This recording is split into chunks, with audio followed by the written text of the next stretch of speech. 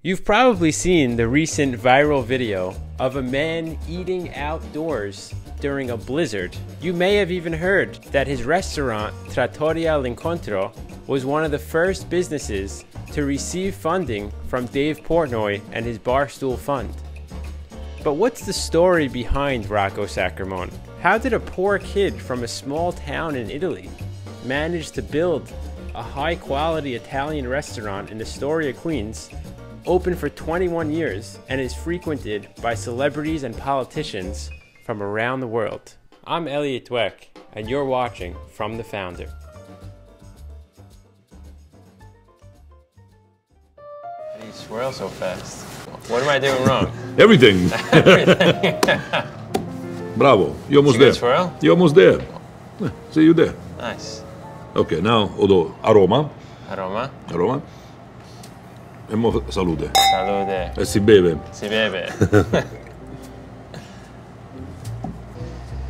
From the Founder, we celebrate business owners and founders like yourself who are successful, who have a story behind them, whose blood, sweat, and tears doesn't get recognized enough. And we're here today to understand you and your story. You moved here when you were 11 years old, yes, 11 going on 12. Do you remember Italy at all? Of course. What was it like? Well, we obviously became a small, tiny town in Abruzzo, Orsonia, which is a small little town in the province of Chieti. And we were not rich, but I must say, my mom never showed me poverty. I never saw poverty. Probably a little poor, but I didn't know what poverty was. She didn't let you see that? I didn't see it. What made you guys move here? Well, my father had two brothers here, but then my uncle came here, and he was the sponsor, and we came here on a boat. My town was only 3,000 people. I lived in an apartment building here. We had 3,000 people there. There were more people in my building that lived in my own town. You know, and you come into New York City. You know, you're not coming to a village upstate New York. You come to New York City. Right. It's like, whoa, you know. When we came here, we lived with my uncle for about a month in the basement because the apartment. Basement? Yeah. And look, these are all little sacrifices that people go through. That sometimes, you know, we take things for granted. Got it. And now you're growing up. You don't know any English. Right. You don't know English. School. We don't have no iPhones. Right. Then when you're elementary school, high school, all your side jobs are all in food. In the culinary world. Well, right. Whether it was a deli. My first job was in Rizzo's Italian Village. It was a restaurant in Astoria that I was like, I don't know, 12, 13. You know, dishwasher, getting calamari ready, getting peeled the garlic, you know, stuff like that. So it was always around that industry. Do you feel like it was in your blood? What brought this into my blood is my mom. My mom is a great cook. My mom works with me. And she makes the lasagna. She makes the lasagna. We make a lot of pastas downstairs. So like, are most of the recipes from her that were eventually transformed by you? Yes, a lot of the recipes, yes. So now we're in 1984. Right, and you guys, 85, and you guys open up a pizzeria. Right. Did you know that you made a really good pizza pie even before you opened? Yes, I did. You know, how old were you? 26, 27, something I'm like that. 26. Yeah, 26. You said when you were 26. At 26, I used to walk on water. So, okay, so you and your partner open up this pizzeria, and it's immediately successful. Yeah, we're good. We started doing a lot of different stuff that people did not do. We started doing these rolls that people did not do at that time. We did different type pizzas, stuffed pizzas. And it was great. It was a good it was a good concept that we had. So how long did it last for? I don't know, maybe 8, 9 years. You were about to move to Florida. I wanted to move to Florida too. I wanted to move to Florida 2 weeks ago. You were about to move to Florida, but you said, you know what, I'm going to open up a restaurant. Right. What went into that decision? Were you concerned at all? No. I was never concerned. No, I wasn't. Because I had a business already that was doing well in a story on the other side. Even though a lot of my friends were saying, what are you, crazy? You're moving on that side of the story? This is like a real commercial. But the restaurant industry is not like a pizzeria. I don't have to be in a designated area. I could be Right. in an isolated area, but people will People come. will come. Okay, so that, let's say, okay, you started this place 99. 99. Let's talk about the last 20 years. You know. What were some of the challenges along the way? Allora, my number one, it's always to make sure that staff training, because this is you're in a hospitality business. Yeah. You make sure that the staff is always hospitable. Yeah. It doesn't matter what your position is in the restaurant, but you're still in the hospitality business. Did you feel like it was as you scaled and hired a lot more people? Did you feel like you were afraid of it losing its authenticity a little Yes, bit? that's my number one fear. But I mean, thank God that my mom was here, you know, from the beginning. Yeah. So she keeps everything like the tradition is still got to go on. Yeah. Tell me about how Italian culture played into your restaurant. The number one thing is the food. No, I mean, I'm blessed that I was born in a small town to appreciate, to see where everything comes from, how it's made, how is it made, how do we do it, you know, like from making wine to growing wheat to the whole process. That's an appreciation. What does the name of the restaurant mean?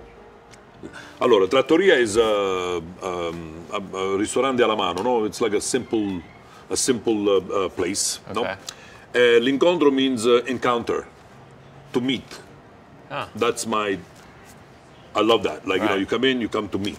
Right. You know, you meet, and It's not just about eating. yeah, but it's a whole experience. Yeah. Let's fast forward to today, or at least, you know, we're not going to talk so much about the last year, but obviously, you know, as a restaurant owner, it's impossible not to get hit hard, you know. I mean, Yeah. if you're in this industry, it's got to be the worst year of your life. If you're in this industry. Recently, when they shut down indoor dining, you had a video of you sitting outdoors Right. in a blizzard. The first And- blizzard of the year. And right after indoor dining shut. Right. And that video went viral. We were here. There was obviously it started snowing. There was nobody here in the restaurant. Yeah. We were just, you know. So a couple of my guys were in the kitchen. Mimi, the hostess, was here too. I said, you know what, Mimi? Let's go outside. I want to shoot a video. I'm going to set up the table. Set up the table. Rocco, it's snowing outside. I said, I know. I said, we're going to prove a point. They thought you were crazy. Yeah. So here I am. I got my short sleeves. I don't care about the cold anyway. I just, you know. So I told my guys, I said, you guys want to do this? Are you kidding me? Of course. So we sat down. Mimi says, it's so cold outside. I'm only going to do one take. Sorry. So she does the take. We sit down.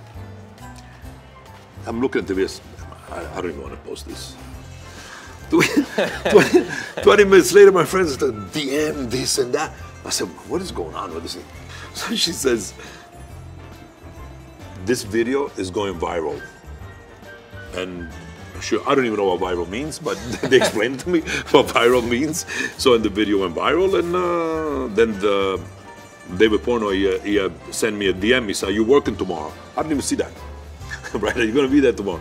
So I answered him the following day at 3 o'clock. And I said, oh, I said, sorry, I missed this. I said, yeah, but I said, I'm going to be in tomorrow. He never replied to it or anything. So the following day, Drew showed up. And you were just here and he just walked in? Yeah. I mean, did you know who he was? I heard of him, yeah. But I got to say, the guy's a great guy. Yeah. He's awesome. Yeah. And then how'd you think of the idea to then eat outside with him? Well, so I said, so he comes in, he's got his coat on, and he says, I said, well, come on, let's go, let's eat. I says, so you want to eat outside? You want to see how it feels to eat outside? He said, it's pretty cold, but this was like, you know, literally the day after the snowstorm or something like that, you know? Yeah. So, and we sit outside. I set up the table right away. He's got his jacket. He said, no, you're not cold? No, I said, I'm not cold, I'm fine. So we had a bottle of wine, we had some food. And we had an amazing conversation. I mean, it was, like, you know, just like this here, like, you know, just, you know. I have to ask you, he gave you a very good score on the pizza. Yeah. Gave you an 8.4. Well, come on, he was sitting next to me. I would have kicked his ass. Did you care about the score at all? And You knew it was great pizza. yeah, I know it's good pizza, but did I care about the score that David gave me? I mean, I wanted him to be good. Yeah. You know, but when it's 8.4, I was drinking. I was like, you know, he was busy pouring the wine. I was busy pouring his wine. You know, so it was good. We had a great time. And you had that lunch with Portnoy. Yeah. And you guys are one of the businesses that Barstool Fund. Yes, absolutely. I think I was one of the first ones. Yeah. Yeah. I didn't ask for anything, but he just calls me. He DMs me the following day. A couple of days later, he said, "Rocco, give me a wire number that I can wire the money." I said, "What?" Wow. I said, "Send me a number twice. Send me a number." Dave Portnoy DM'd you. Yeah. Where do I wire the money? Right. And you never even asked. No. Wow. Yeah, but from the conversation, you know, he understands what's going on. He said, send me a number right away. So I sent him a number. I said, I wanted to cry. You know, I said, it's crazy, it's unbelievable. You know, so, but you know what? I was happy that what he did, it came just on time to give my guys a Christmas bonus. Wow. And I called everybody, and we all got him a little Christmas bonus for everyone. What was your reaction when you read it? I wanted to cry. Did you think it was real? Were you? Oh no, I know. Listen, the guy's no joke. Right. That guy's no joke. It wasn't messing around. Yeah. The guy's the real deal. Yeah. You know, you sit at a table with this guy. Trust me, you sitting with a real deal. Yeah. He's no joke. And whatever he says, that's what happens. That's how it goes. What do you think of the fund in general? Well, he's doing an amazing job. Yeah. And to know that there's a human being out there doing this work, it raises the bar. It raises the bar. You know, I said, look, and I said to myself, but I don't know if I should say it to you, but I'll say it to you. I said, as soon as we reopen, the first thing I will do, if I will make that $100,000 back, the first $100,000 I will definitely give it back to the donation, to his fund. It's very noble of you. Because I know how it is, you know. When you guys came here as a family on the Greek ship, you know, pursuing the American dream. Right. In this country, anything can be achieved. Anything. It doesn't matter where you're from, what you do, anything can be achieved in this country. And this is probably one of the only countries in the world that gives you an opportunity like that you could do anything you want. Rocco, I want to thank you. It's been a pleasure. Oh, mine. It was great getting to know you. Thank you. And if you don't mind, can we end it off with a nice salute? Absolutely. As we say in Italy, alla nostra, to us. And right now, and to the rest of the world that is watching us. Cheers. Salute.